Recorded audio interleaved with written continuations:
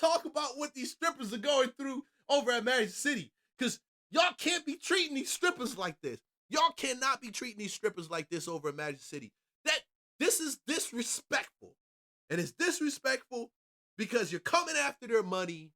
And I'm not going to play this whole thing, of course, because of copyright issues.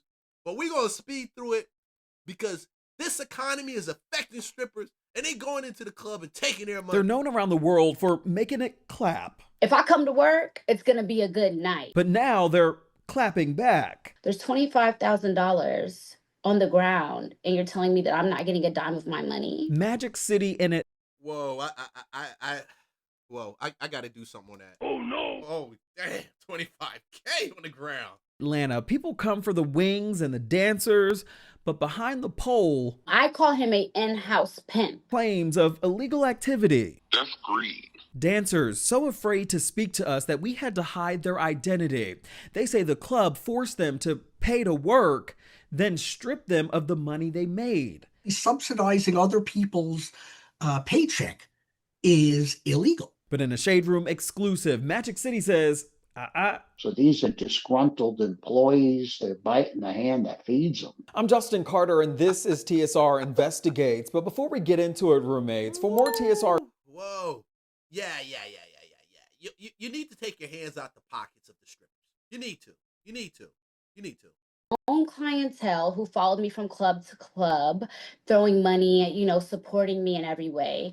And then I had ran into this, I call him a in-house pimp. The lawsuit spelling it all out. Quote, Baller took a portion of the tips that Hale earned during 2 or 3 of the shifts that she worked each week. And that Magic City was in part, quote, aware of and or approved of Baller's confiscating of the tips of Hale and other dancers, confiscating tens of thousands of dollars.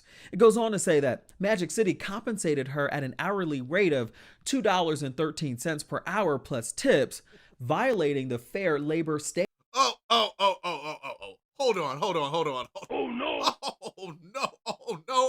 Oh, no. You're not giving this stripper $2.50. Oh, no.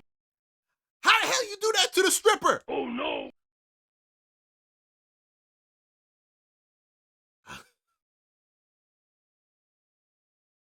To be serious, okay?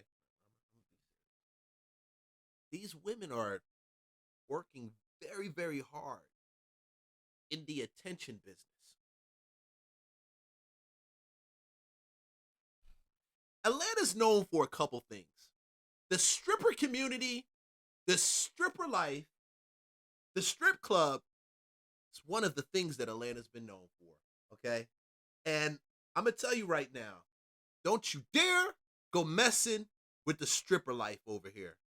Act that, quote, requires a rate of at least $7.25 per hour for every hour worked in a work week. Here's where it gets tricky though. According to the Department of Labor, an employer of a tipped employee is only required to pay $2.13 an hour in direct wages if that amount plus the tips received equals at least the federal minimum wage for each hour worked.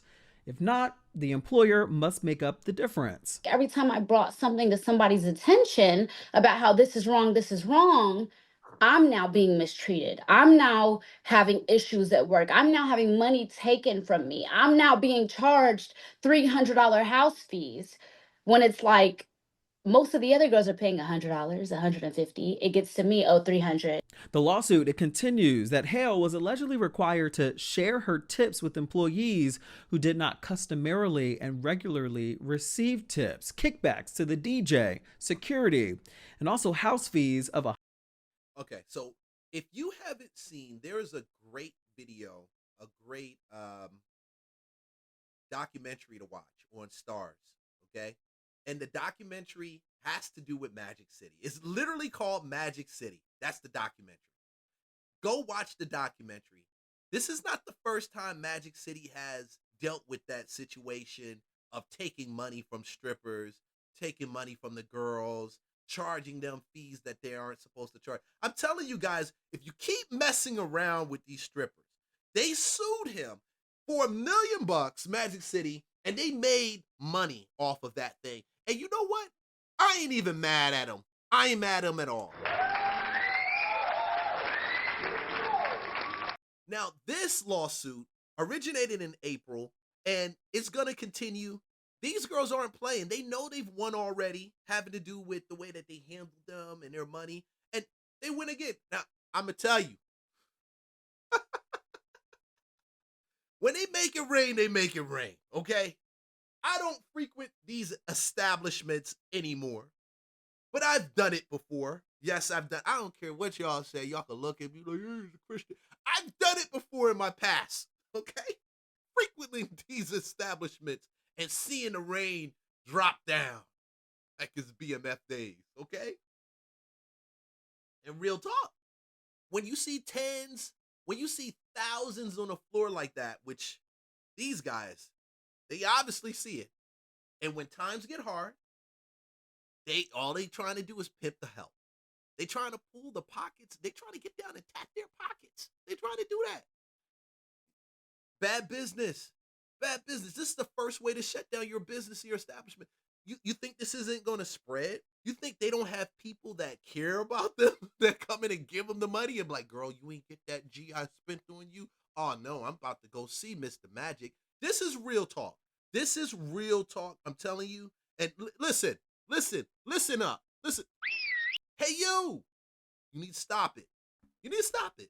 You need to stop it. I'm telling you, because these strippers coming. They not playing. And they're going to use these federal laws. And you're in Atlanta, and you know this very liberal city. They're going to come after you. You know that already. This is Atlanta. Concerns on social media. Subsidizing other people's paycheck is illegal. And that's what is happening here. But it's also extremely common, having to pay to work. And sometimes, in lesser clubs and lesser performers, than Gorgeous Doll, people may actually lose money. They'll pay $200 in fees to work that day. And if it's a slow day, they may have worked for nothing or minus money. This is my story, but there's so many girls with the same story. They're just scared to come and say anything. And if you get on his bad side, it's hard to make money. One former dancer, though, did agree to sit down with us with a promise that we'd alter her voice and wouldn't reveal her identity. She worked at Magic City for 6 months and said that she had to give money to Baller almost every shift. No club that I've ever worked at here in Atlanta or even where I'm from has ever made me pay a third party just to be in a section. So this guy's a third party. He's just a dude showing up at the club and telling the dancers, pay me, or you got to pay, you got to come out, this is a tax. And Magic City is allowing it to happen. Do you think they're not getting a cut on the back end? Bro, they're getting cuts. Don't get it twisted. They're getting a cut on the back end. And they're getting a cut on the back end. And all that clapping, they need to get their money for all that clapping. I'm telling you right now. They need to get their money for all that clapping. If you got $1 from them in the past, all I say is, congratulations, well done. You're probably going to give them $1,999,999 more. Because they coming for you, breaking all these laws on them. And listen, guys, it really sucks. And I had to pull this because I'm looking at this. I'm like, this can't be. In a recession, almost like a recession, high inflation, you're going after the strippers? You going after the strippers? How much was the most you've probably ever given him? The most I've given him was maybe $800. A lot of people have these pre-notions that strippers are like prostitutes and stuff like that, and we're really not. It's a lot of us that's really working to provide for our families. It's not fair to us. Yeah, okay. Yeah, it's some prostitution going up there. Trust me, it is. Not all of them, but it's some going on there. Okay, and don't let them fool you in that.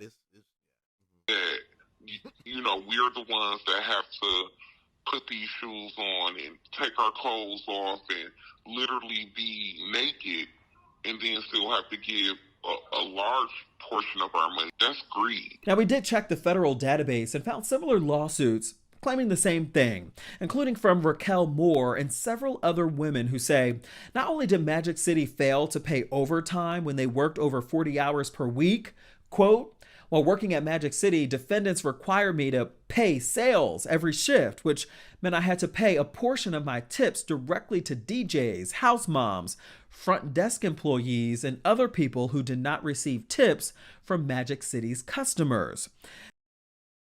Ooh. So a bad economy doesn't mean you tap the strippers, okay? That doesn't mean it. In a bad economy, you got to be creative. You got to go find something else to do. And I feel for them. I feel for them. I really do. I threw it out there because I feel for them. Okay? I really do feel for them. I really do feel for them. And I bet it's going to be a bunch of picketing at Magic City this weekend.